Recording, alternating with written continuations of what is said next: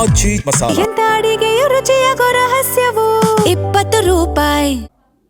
ಮಲ್ಲಿಕಾರ್ಜುನ್ ಖರ್ಗೆ ಭಾಗಿಯಾಗಿದ್ದ ವೇದಿಕೆ ಶುದ್ಧೀಕರಣ ವಿಚಾರಕ್ಕೆ ಸಂಸದ ಬಸವರಾಜ ಬೊಮ್ಮಾಯಿ ರಿಯಾಕ್ಟ್ ಮಾಡಿದ್ದಾರೆ. ಏನು ಹೇಳಿದ್ದಾರೆ ನೋಡೋಣ ಬನ್ನಿ. ಅವರು ಸಚಿವ ಸಂಪುಟ ತೆಗೆದುಕೊಂಡಿರುವಂಥ ಸುದ್ದಿ ಬಂದಿಂದನೇ ನಮ್ಮ ನಿಲುವಾಗಿದೆ.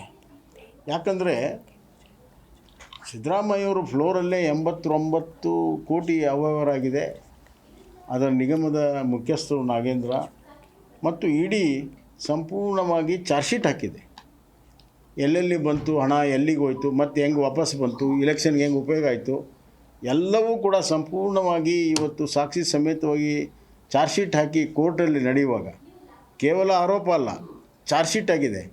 ಚಾರ್ಜ್ ಶೀಟ್ ಆದಮೇಲೆ ಇದುವರೆಗೂ ಭಾರತ ದೇಶದಲ್ಲಿ ಚಾರ್ಜ್ ಶೀಟ್ ಆದಮೇಲೆ ಯಾರೋ ಮಂತ್ರಿ ಆಗಿಲ್ಲ.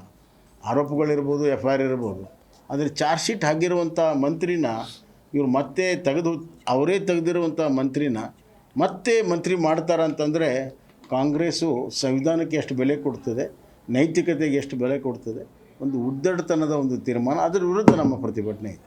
ನಾವು ಕೂಡ ಅಂಥ ಒಂದು ಇದನ್ನು ನಾವೆಲ್ಲರೂ ಒಪ್ಕೊಳ್ಳೋಕೆ ತಯಾರಿಲ್ಲ. ಒಬ್ಬರು ಹಿರಿಯ ನಾಯಕರು ಭಾಷಣ ಮಾಡಿ ಹೋದ್ಮೇಲೆ ಅದನ್ನು ಶುದ್ಧೀಕರಣ ಮಾಡುವಂಥ ಅವಶ್ಯಕತೆ ಇಲ್ಲ. ಅಲ್ಲಿ ಅದೇ ಕೆಲವರು ಹೋಗಿ ರಾಮಸೇನ ಯಾವುದೋ ಒಂದು ಹೆಸರಿನಲ್ಲಿ ಅದು ಮಾಡಿದ್ದಾರೆ. ಅದು ತಪ್ಪು. ಅದನ್ನು ನಾವು ಕೂಡ ಒಪ್ಪೋಕ್ಕೆ ಸಾಧ್ಯನೇ ಇಲ್ಲ.